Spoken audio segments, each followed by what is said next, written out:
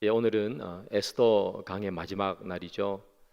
에스더서는 잔치의 책이다 이렇게 불러도 전혀 어색하지 않는 책입니다. 에스더에는 잔치가 많이 나와요. 총 8번의 잔치가 에스더서에 기록되어 있습니다. 그래서 그런지 에스더서는 시작할 때도 잔치로 시작하고 끝날 때도 잔치로 끝나는 책이 바로 에스더서죠. 에스더 1장에는 아하수에로 왕이 베푸는 잔치로 이야기가 시작되죠. 아하수에로 왕이 그의 병사들을 그리스 정복 전쟁에 보내기 위해서 수상궁으로 불러 모아가지고 잔치를 벌입니다.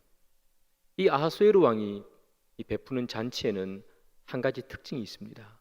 그 특징이 뭐냐 하면 바로 자기 과시가 그 잔치에 그대로 묻어나 있습니다.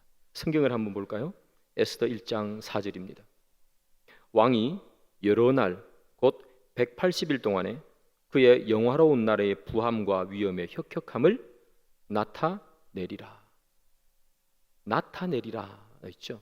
나라의 부유함과 나라의 위엄의 혁혁함을, 대단함을 나타내리라 하는 겁니다. 이렇게 대단한 나라, 그 대단한 나라를 통치하는 사람이 나야 나 하는 것을 나타내고 싶었습니다. 그래서 그 잔치를 통해서 자기 과시를 하고 싶었습니다. 자기 과시를 하고 싶었던 이 아하수에로 왕은 그래서 잔치를 하루 이틀 이렇게 잔치를 하는 게 아니라 방금 읽은 본문에 보면 180일을 잔치를 베풉니다. 180일은 6개월이잖아요. 1년의 반을 잔치를 합니다. 그리고 180일이 끝나고 난 후에 또 7일을 더 잔치를 벌이죠. 그리고 잔치가 있으면 빠질 수 없는 것이 술이잖아요. 술을 마시는데 마시는 사람들의 모든 술잔은 다 금으로 만든 잔이었습니다. 그리고 술은 마셔도 떨어지지 않았습니다. 금으로 만든 잔, 마셔도 떨어지지 않는 술, 187일이나 계속되는 잔치. 이 대단한 나라, 이 부유한 나라, 이 나라를 다스리는 왕이 나다 하는 것을 보여주는 거죠. 그래서 이 아하수에로 왕은 이 잔치를 통해서 자기 과시를 하고 있습니다. 아하수에로 왕이 잔치를 통해서 자기 과시를 하고 있는데 급기야 그는 자기 부인을 이용해서 자기 과시를 하는 그런 사람이 또 되어갑니다. 성경을 볼까요? 에스더 1장 11절이죠. 왕후 와스디를 청하여 왕후의 관을 정제하고 왕 앞으로 나아오게 하여 그의 아리따움을 뭇 백성과 지방관들에게 보이게 하라 하니 이는 왕후의 용모가 보기에 좋음이라. 아하수에로 왕의 부인이었던 이 와스디는 너무 아름다웠습니다. 그래서 이 왕이 생각하기를 왕비를 데리고 와가지고 많은 사람들 앞에 이렇게 보여주면 내가 아름다운 왕비를 데리고 있는 남자다라는 것을 과시할 수 있을 거라 생각했습니다. 그래서 자기 부인을 데리고 와가지고 자기가 그런 사람이다, 아름다운 여인을 데리고 있는 사람이다 하는 것을 과시하고 싶었습니다. 이 잔치를 통해서 이 아하수에로는 늘 자기 과시하고 싶은 마음이 가득 차 있었죠. 부인을 데려와서까지도 자기 과시를 하고 싶었는데 부인이 잔치에 온 것을 거부해 버립니다. 자기 과시를 하고 싶었는데 그것이 좌절돼 버렸습니다. 그러니까 어떻게 하는가 하면 그 부인을 폐위시켜 버립니다. 나의 자기 과시를 막는 사람은 그 누구도 내 앞에 있을 수가 없어 하는 표현이겠죠. 폐위시켜 버립니다.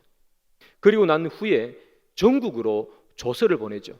그 조서의 내용이 뭐냐 하면 여인들은 남편을 존경해야 된다. 그리고 그 집안을 다스리는 것은 남편이어야 된다 하는 내용을 담아서 전국에 왕의 조서를 보내게 됩니다. 이 조서에 숨어있는 뜻이 뭘까요? 이런 거겠죠. 감히 어디 여인이 남편의 말에 복종하지 않아 하는 것이 거기 안에 들어가 있는 겁니다. 요즘 같으면 상상도 할 수 없는 이야기인데 옛날이니까 가능하겠죠. 그 말 속에, 그 조서 속에 들어와 있는 것은 또한 자기 과시입니다. 나는 여인들을 다스리는 사람이다 하는 자기 과시겠죠. 이 아하수에르는 잔치를 통해서 자기 과시에 혈안이 되어 있는 그런 사람이었습니다. 근데 오늘 본문도 잔치가 있습니다. 에스더는 잔치로 시작해서 잔치로 마칩니다. 에스더 마지막 본문에 잔치가 있죠. 이 잔치는 어떤 잔치인가 하면 부림절날 일어나는 잔치입니다. 이스라엘 백성들이 하만의 계략에 빠져서 몰살당할 뻔했는데 그 몰살당할 뻔한 것을 하나님의 은혜로 상황이 역전이 되어서 죽을 위기에서 생명을 건져내고 슬픔과 애통의 날이 될 뻔했는데 기쁨과 즐거움의 날로 변해버렸단 말이죠. 그래서 사람들은 12월 14일, 15일 이 이튿날을 부림절로 정하고 잔치를 벌이는 거죠. 그런데 이 잔치를 보면 이 아하수에로 왕이 벌였던 그 잔치와는 너무나 다른 특징이 하나 나타나죠. 에스더 9장 22절입니다. 이달 이날에 유다인들이 대적에서 벗어나서 평안함을 얻어 슬픔이 변하여 기쁨이 되고 애통이 변하여 길한 날이 되었으니 이 두 날을 지켜 잔치를 베풀고 즐기며 서로 예물을 주며 가난한 자를 구제하라 하매. 이 부림절의 특징, 아하수에르 왕과 구분되는 이 부림절의 특징은 뭐냐면 서로입니다. 아하수에르 왕의 특징은 서로가 아닙니다. 내가 잘 드러나야 합니다. 내가 모든 사람들 앞에 나만 밝히 드러나야 됩니다. 주인공이 나여야 합니다. 자기 과시니까. 그런데 이 부림절의 이 잔치의 특징은 서로입니다. 서로 즐거움을 나누고 그 즐거움이 서로 나누는 것을 넘어가서 가난한 사람에게까지 흘러가는 것, 그것이 부림절 잔치의 특징이죠. 여러분, 부림절 그날에 잔치를 벌이는 것은 사실 너무 당연하죠. 죽을 줄 알았는데 살았으니까 얼마나 기쁩니까? 민족이 완전히 멸절될 줄 알았는데 다시 살았으니까 즐거운 거죠. 그래서 맛있는 음식도 만들고 그리고 음악도 있고 뭐 춤도 추면서 즐거운 잔치를 벌이는 건 너무나 당연합니다. 그러나 이 잔치 가운데서 선물을 서로, 예물을 서로 교환하고 가난한 자들까지 돌보는 것은 사실은 잔치에는 잘 일어나지 않는 이례적인 거예요. 그럼에도 불구하고 가난한 자들에게까지 기쁨을, 돌봄을 주고 선물을 서로 교환하는 이 일을 하는 이유는 뭔가? 그것은 새 생명을 얻은 기쁨, 우리가 죽을 줄 알았는데 다시 살아난 이 기쁨은 우리만 간직할 것이 아니라 우리 모두가 함께 누려야 하는 그런 기쁨이라는 거예요. 아하수에르 왕의 잔치는 나만 봐달라는 겁니다. 아하수에르 왕은 왕이 되었습니다. 그 대단한 페르시아의 제국의 왕이 되었습니다. 그 기쁨을 자기만 누리겠다는 겁니다. 나만 봐. 그런데 지금 이 부림절의 기쁨은 다 같이 누리겠다는 겁니다. 누구에게까지 흘러가는가? 가난한 자까지 구제하는 것으로 흘러가는 거잖아요. 왜 가난한 자까지 구제합니까? 이 가난한 사람들, 페르시아에 살았던 이 유대인들 중에 가난한 사람들 얼마나 힘들게 살았습니까? 남의 나라에서 살고 있는데, 그것도 돈도 없이 가난하게 살고 있는데, 그 나라에서 때로는 업신여김을 당하고 때로는 무시당하면서 살을 겁니다. 그럼에도 불구하고 이 새 생명을 얻은 이 기쁨은 우리 모두가 누려야 할 그런 기쁨이지, 그 기쁨 속에 제외되는 사람은 없고 이 잔치의 기쁨은 소외되는 사람이 있어서는 안 된다는 겁니다. 그래서 가난한 자까지 돌보는 그 축제, 그 잔치가 부림절날의 잔치인 거예요. 그래서 이 아하수에르 왕의 잔치를 한마디로 말하면 나. 그러나 부림절의 잔치, 새 생명을 얻은 잔치를 한마디로 말하면 우리, 이렇게 표현할 수 있는 겁니다. 내가 초점인가? 우리가 초점인가? 새 생명을 얻은 이 부림절의 기쁨을 누리는 그 부림절의 기쁨을 다 모든 사람들과 함께 누리기를 원하는 이것 속에서 하나님께서 우리에게 하시는 말씀이 있죠. 너희들도 여기 나오는 이 유대인들처럼 새 생명을 얻은 사람들이 아닌가 하는 겁니다. 너희들도 원래는 너희들의 죄 때문에 죽을 수밖에 없는 사람들이었는데 예수 그리스도께서 이 땅에 오셔서 죽으심으로 말미암아 우리의 인생이 완전히 변화되었어요. 너희들도 죽었던 인생이었는데 새 생명을 받은 인생이 아니겠는가? 그렇다면 너희들의 인생에 그 구원받은 그 기쁨 때문에 너희들의 인생에는 잔치와 같은 기쁨이 너희들 삶 속에 녹아 있는가? 너희들은 구원받은 그 기쁨이 나에게만 머무르는 것이 아니라 그것이 너무나 기뻐서 흘러서 내 주위로, 내 옆으로, 내 가족으로, 나의 아는 사람으로, 친척으로, 함께 신앙생활하는 사람들로, 함께 회사에서 일하는 그런 사람들에게 내 기쁨이 흘러가는가? 그거 하나님께서 우리에게 말씀하시는 거거든요. 여러분, 우리의 기쁨은 어떤 기쁨입니까? 주님께서 주시는 새 생명의 기쁨, 이 기쁨이 여러분 가운데 있는가? 그 기쁨이 우리 주위로 흘러가는가? 우리도 유대인들처럼, 여기 나오는 유대인들처럼 새 생명을 찾은 것, 구원의 감격이 있는 것은 똑같은데 우리는 과연 매일마다 살아가는 이 인생 속에서 구원받은 것 때문에 기뻐하는 그 삶을 살고 있고 그것을 주위에 흘러보내주는가? 유대인들은 이 페르시아에서 소수민족으로 살았습니다. 소수민족으로 살았기 때문에 그들의 삶이 쉽지 않습니다. 이 사람들이 왜 페르시아에서 소수민족으로 살게 되었습니까? 유대 땅이 망하고 많은 백성들이 바벨론으로 포로로 끌려갔기 때문이죠. 바벨론으로 포로로 끌려가서 거기 살다가 바벨론이 망하고 페르시아가 다시 세계의 정세를 거머쥐었습니다. 그러니까 바벨론의 포로로 끌려갔던 이 사람들이 똑같이 페르시아에 그냥 살고 있는 거예요. 전쟁 포로였다는 이야기입니다. 전쟁 포로의 2세, 3세, 4세들이 페르시아에 사는 겁니다. 전쟁 포로의 삶,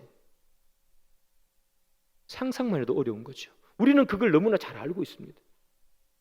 우리도 일제강점기를 거쳤기 때문이죠. 일본으로 끌려갔던 많은 사람들이 거기서 일본 땅에서 얼마나 차별받고 억압받으며 살았습니까? 여기 있는 이 페르시아 사람들 마찬가지였겠죠. 얼마나 대접받고 살았겠습니까? 그 나라 사람들도 아닌데 힘든 삶을 살았어요. 어려운 삶을 살았죠. 그런 삶을 살았지만 그러나 이 유대인들은 매년 12월 14일, 15일 부림절이 되면 다 잔치를 벌이는 거예요. 그들의 어려운 환경, 타국에서 산다는 그 힘든 삶, 타국에서 어렵게 대접받지 못하고 산다는 그 서러움, 그런 것들이 그들의 인생에 가득 있었겠지만 그러나 부림절날 이날만큼은 새 생명을 주신 하나님의 그 기쁨 때문에 잔치가 벌어지고 그 기쁨이 이웃에게 흘러넘쳐가고 나도 살기 힘들지만 그러나 가난한 사람들을 돌보는 그 기쁨이 넘쳐났다는 거예요.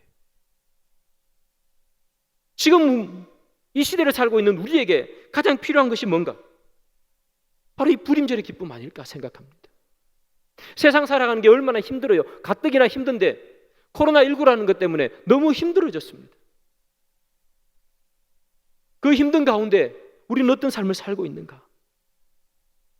힘들지만 부림절날 그날만큼은 새 생명의 기쁨으로 즐거워하고 기뻐하고 노래 부르고 그 기쁨을 흘러내는 이 유대인들처럼 우리는 그런 삶을 살고 있는가? 내 환경이 비록 어렵지만 그러나 환경을 뛰어넘는 구원의 감격으로 우리는 세상을 살아가고 있는가? 나는 그 구원의 감격 때문에 이웃에게 그 기쁨을 흘려보내주고 있는가? 유대인들은 다시 찾은 이 생명의 기쁨이 너무 기뻤어요. 부림절을 만들잖아요. 오늘 본문에 보면 이스라엘 백성들이 부림절을 지키고 모르드게가 그것을 공식화하고 에스더가 도장을 콩 찍는 장면이 여러분들이 읽었던 오늘 본문이에요. 이스라엘 백성들, 유대인들은 그 새 생명을 얻은 게 너무 기뻐서 아예 절기를 만들어 버립니다. 부림절이라고. 그리고 그 절기가 되면 선물을 서로 교환합니다. 내 것을 너에게 주는 거예요. 그리고 가난한 자를 돌봐요. 그들은 구원의 기쁨을 이렇게 표현해내는 거예요. 절기를 만들고 선물을 주고 가난한 자를 돌보면서 그들의 기쁨을 표현하는 거예요. 그러면 우리는 구원의 기쁨을 어떤 방식으로 표현하고 있는가? 여러분들 구원받은 것을, 하나님의 자녀인 것을 여러분 확신하시죠? 그러면 그것을 어떻게 표시하는가요? 내가 하나님의 자녀, 아무런 공로가 없는데도 불구하고 나는 이 땅에 태어나서 그저 한 것이라고는 하나님의 말씀을 어기며 죄짓고 살았을 뿐인데, 주님께서 그 모든 것을 변화시켜 주셔서 나를 그의 자녀로 삼아주신 그 구원의 기쁨이 우리에게는 있는데, 우리는 그 구원의 기쁨을 어떻게 나타내고 표시하는가? 아니면 아무런 표시 없이 그냥 뭐 그렇지 이렇게 지내시고 계신가? 그 구원이 기쁘면 표시하기 마련입니다. 여러분, 사랑하는 사람이 생기면 내가 사랑한다는 것을 표시하고 싶잖아요. 선물도 주고 반지도 하나 끼워주고 그렇게 사랑을 표시하는 거예요. 지금 이 유대인들은 기쁨을 표시했잖아요. 겉으로 드러내잖아요. 마음속으로 그냥 기뻐 이렇게 하는 것이 아니라 드러내는 거예요. 절기를 만들고 가난한 자를 돌보고. 여러분들이 구원에 받은 그 감격이 있다면 여러분들은 반드시 그 구원의 감격에 대한 표시가 밖으로 흘러나와야 되는 거예요. 그게 기도로 나올 수도 있고, 힘든 사람들을 돌보는 것으로 나올 수도 있고, 여러 형태로 나와야 되는 거예요. 그것이 진짜 구원을 받은 기쁨이 있는 거죠. 유대인들이 그들의 삶이 즐겁고 행복해가지고 마냥 잔치 벌이는 게 아니잖아요. 힘든 삶 속에서도 잔치를 벌여요. 왜냐하면 새 생명의 에너지 때문에. 새 생명을 가진 사람들은 에너지가 넘친다는 거예요. 힘들고 어려운 이 시간들이 와도 그 에너지가 그것을 다 뚫어내버리는 거예요. 그래서 그들은 잔치하는 거죠. 여러분, 신약에 가면 이 사도 바울이요, 핍박받고 환난받는 이 데살로니가 교회 성도들에게 기뻐하라 이렇게 얘기해요. 그때 데살로니가 교회 성도들은요, 유대인들에게 많은 핍박을 받았습니다. 그때 편지를 쓰면서 기뻐하라 편지를 써요. 데살로니가 전서 2장 19절입니다. 우리의 소망이나 기쁨이나 자랑의 면류관이 무엇이냐? 그가 강림하실 때 우리 주 예수 앞에 너희가 아니냐? 이렇게 기록하고 있어요. 핍박받는 그런 어려운 환경 속에서 왜 사도 바울은 데살로니가 성도들에게 기뻐하라고 얘기하는가? 방금 읽었던 본문, 우리의 소망이나 기쁨이나, 왜 기뻐해야 되는가? 끝에 보면 이렇게 돼 있죠. 그가 강림하실 때 우리 주 예수 앞에 너희가 아니냐. 바울이 기쁜 이유는 다시 강림하실 때, 예수님 다시 재림하실 때 예수님 앞에 누가 있다는 거예요? 데살로니가 교회 성도들이 있다는 거예요. 앞에 성도들이 있다는 얘기는 뭡니까? 구원받았다는 얘기 아니에요. 무엇 때문에 기뻐해야 되는가? 유대인들 때문에 극심한 환난과 핍박을 받고 있는 데살로니가 교회 성도들에게 너희들이 기뻐해야 돼 하는 이유가 뭔가? 너희들이 주님께서 다시 오실 그날에 주님 앞에 있는 자가 아니냐? 기뻐하라는 거예요. 새 생명에 주는 에너지, 구원의 감격, 이것은 환난과 핍박을 뚫어내는 기쁨을 우리에게 선사해 주는 거죠. 그런 기쁨이 우리 속에 가득 넘치기를 소망합니다. 우리가 사는 삶이 비록 어렵고 힘들고 때로 눈물 나고 좌절하고 지치고 쓰러지고 그런 순간들이 우리에게 와도 새 생명의 에너지, 구원의 감격, 이것이 문득문득 우리 마음속에 솟아나서 그 어려움을 이겨내기를 바라요. 우리의 삶의 환경이 어려워서 기쁨이 다 달아나 버리고 낙심하고 좌절하는 인생이 아니라, 어려운 환경에도 불구하고 주님께서 주시는 그 구원의 감격이 너무 커서 그 감격이 우리를 다 둘러서 때로는 좌절하고 낙심할 때도 있지만 구원의 기쁨 때문에 그것을 딛고 일어서서 하나님 앞에 기쁨의 즐거움의 잔치를 올려드리는 그런 우리 모두가 되기를 주님의 이름으로 축복합니다. 이 하만의 이 계략에 따르면요, 12월 13일은 이스라엘 백성 유대인들에게는 슬픔과 애통의 날이었어요. 민족이 멸절될 위기에 처해 있었으니까 그렇습니다. 그런데 하나님께서 은혜를 주셔서 모든 것이 다 변해버렸죠. 애통의 날이 기쁨의 날이 되고 슬픔의 날이 즐거움의 날로 변했습니다. 모든 것이 다 180도 변해버렸습니다. 그런데 또 변한 것이 한 가지가 있어요. 그게 뭐냐 하면 모르드게의 지위가 변했습니다. 에스더 10장 3절이죠. 유다인 모르드게가 아하수에로 왕의 다음이 되고 유다인 중에 크게 존경받고 그의 허다한 형제에게 사랑을 받고 그의 백성의 이익을 도모하며 그의 모든 종족을 안위하였더라. 방금 읽은 본문 중에 이런 말씀이 있죠. 아하수에로 왕의 다음이 되고 모르드게가 그 나라의 2인자가 되었습니다. 모르드게를 살펴보다 보니까 모르드게의 인생의 궤적과 거의 비슷한 사람을 성경에서 제가 한 명 발견했습니다. 정말 평행 이론 같은 똑같은 삶을 살아왔더라고요. 여러분 스스로 한번 머릿속으로 생각해 보시기 바랍니다. 그런 사람이 누가 있을까? 누군가 하면 요셉입니다. 이 둘은요 공통점이 너무 많아요. 첫 번째는 뭐냐 하면 둘 다 자기 고향에서 살지 않았습니다. 요셉은 형들에 팔려가지고 애굽 땅에서 살았습니다. 모르드게는 고향인 이스라엘 땅에서 사는 것이 아니라 전쟁 포로로 끌려와서 페르시아 땅에서 살았습니다. 다 고향에 못 살았습니다. 두 번째 공통점은 뭐냐? 둘 다 억울한 누명을 씁니다. 요셉은 보디발의 부인의 거짓말 때문에 누명을 쓰고 감옥에 갔습니다. 모르드게는 하만의 계략, 거짓 때문에 그가 죽을 위기에 처해 있었습니다. 세 번째 공통점은 뭔가? 둘 다 그 어려움을 극복하고 높은 위치에 올라갔습니다. 요셉은 애굽의 총리가 되었고 모르드게는 왕 다음, 요셉으로 치면 총리가 된 거겠죠?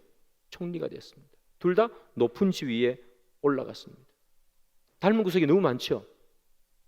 그런데 여러분, 방금 제가 말씀드린 이 세 가지는 누구나 가만히 생각해 보면 발견해낼 수 있는 공통점입니다. 그런데 잘 발견되지 않는 공통점이 하나가 있습니다. 에스더 10장 3절이죠.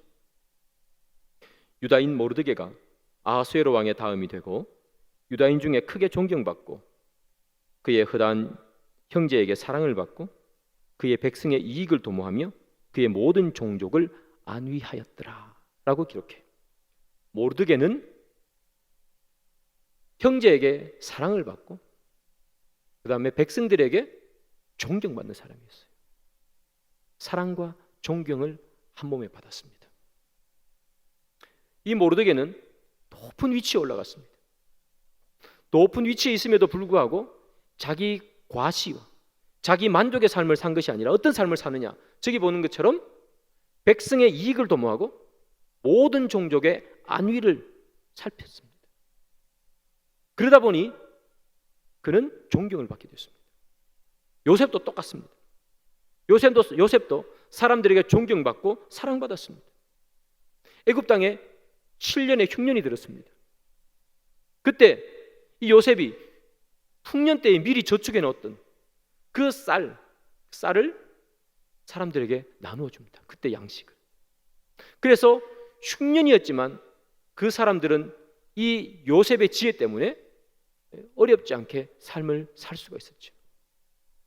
요셉은 그의 지혜를 가지고 백성의 이익을 도모하고 모든 종족을 안위했습니다.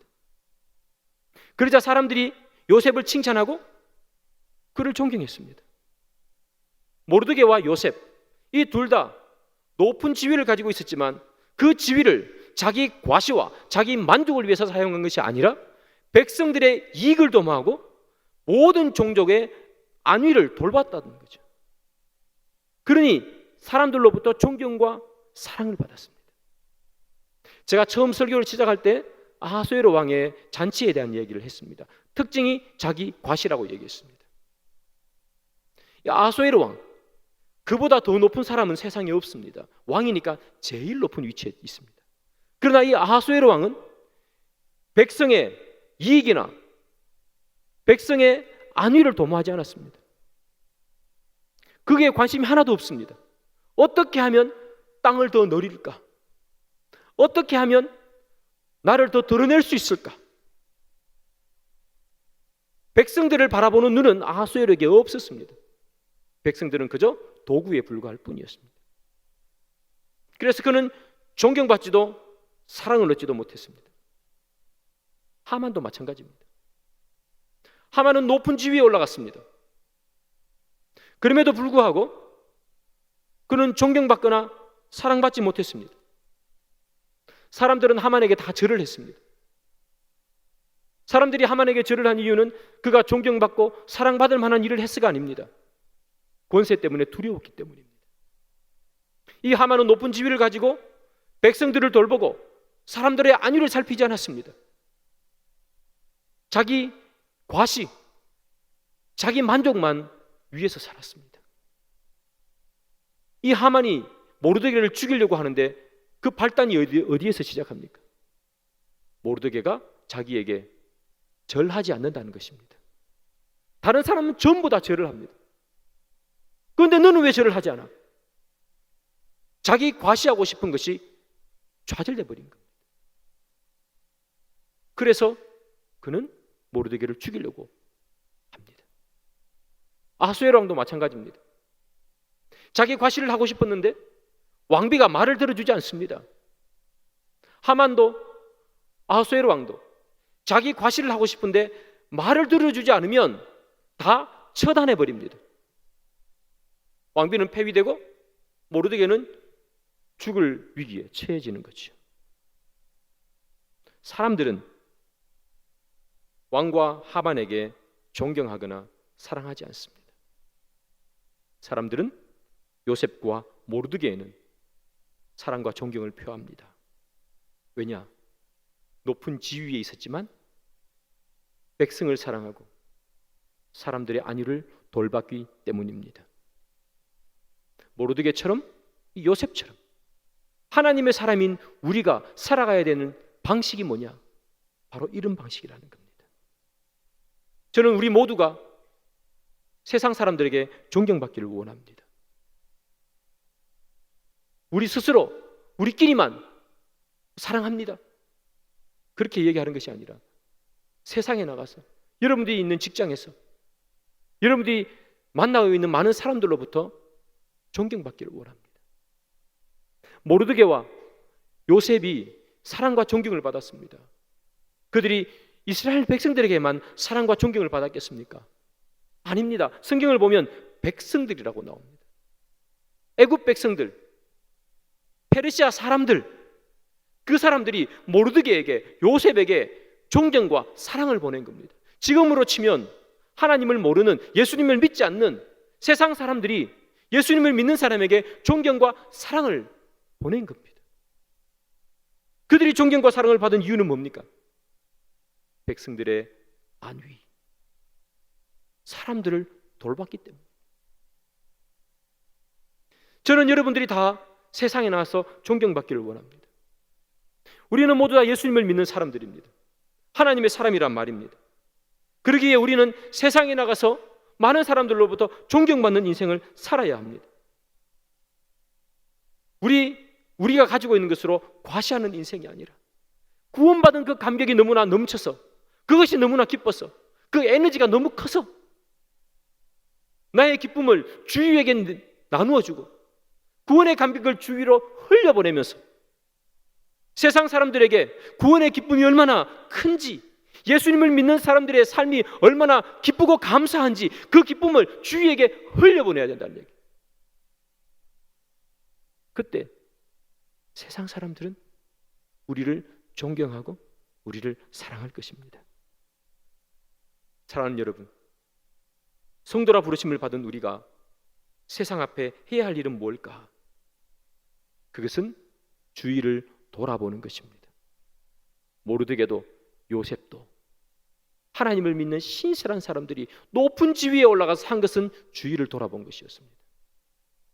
그들이 가지고 있는 지위를 가지고 주위를 돌아보는 인생을 살았습니다. 하나님께서 우리에게 성도라는 직분을 주셨으니 이제 우리가 해야 하는 것은 바로 그런 것이겠죠. 내 주위에 돌봄이 필요한 사람에게 돌봄을 전해주고, 기도가 필요한 사람에게 기도를 주고, 나눔이 필요한 사람에게 나누어주고, 격려가 필요한 사람에게 격려를 해줄 수 있는 그 인생, 내가 구원받은 것이 내 속에서만 머물러 있는 것이 아니라 그것이 너무나 기뻐서 흘러 넘쳐 내 주위에게 흘러보내주는 인생, 그 인생을 살 때 하나님께서는 우리의 인생을 성공한 인생이라고 얘기하실 것이고, 여러분들은 세상 사람들부터 존경받는 인생을 살게 되는 것이겠죠. 말씀의 결론을 맺습니다. 에스더스는 잔치의 책임이라고 말씀드렸습니다. 잔치로 시작하고 잔치로 마칩니다. 이것이 우리에게 주는 교훈은 이것입니다. 너희들은 이 두 가지의 잔치, 아수에로의 잔치, 불임절의 잔치, 이 두 잔치 중에 어떤 잔치를 원하는가 하는 겁니다. 아수에로의 잔치, 이 잔치는 세상 모든 사람들이 원하는 잔치입니다. 187일 동안 잔치를 벌일 수 있는 어마어마한 경제력,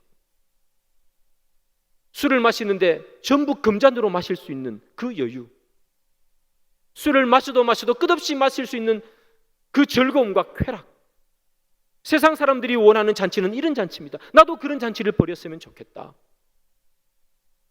그런데 하나님께서 우리에게 원하는 잔치는 아하수에로 왕이 베풀어주는 그런 잔치가 아닙니다. 하나님이 우리에게 원하는 잔치는 불임절의 잔치, 새 생명을 얻은 것에 대한 기쁨의 잔치, 다시 살아난 구원의 감격에 그것이 넘쳐서 가난한 사람들을 돌보는 그 잔치, 나의 기쁨이, 구원의 기쁨이, 새 생명을 얻은 즐거움이 주위로 흘러가서 다른 많은 사람들에게 기쁨이 되고 즐거움이 되게 해주는 그 잔치, 그 잔치를 주님께서는 우리가 벌이기를 원하시는 겁니다. 여러분, 어떤 잔치를 벌이면서 살고 싶으십니까? 어떤 잔치의 주인공이 되기를 원하십니까? 어떤 잔치를 베푸는 사람이 되기를 원합니까? 아수에로의 잔치, 흥청망청, 금잔이 넘쳐나고 술은 끝없이 나오는 그런 잔치의 인생을 살기를 원하십니까? 아니면 구원의 감격 때문에 참을 수가 없어 이것을 주위에 흘려보내는 그런 기쁨의 잔치를 살기를 원하십니까? 우리 모두가 결단하기를 바랍니다. 혹 내가 아하수에로 왕의 그런 잔치를 꿈꾸고 살고 있었다면 이 시간 회개하시고 하나님께서 주시는 구원의 기쁨을 다시금 흘러넘치게 하는 그 잔치의 인생을 살아가는 그 결단을 하시는 오늘 이 시간 되기를 주님의 이름으로 축복합니다.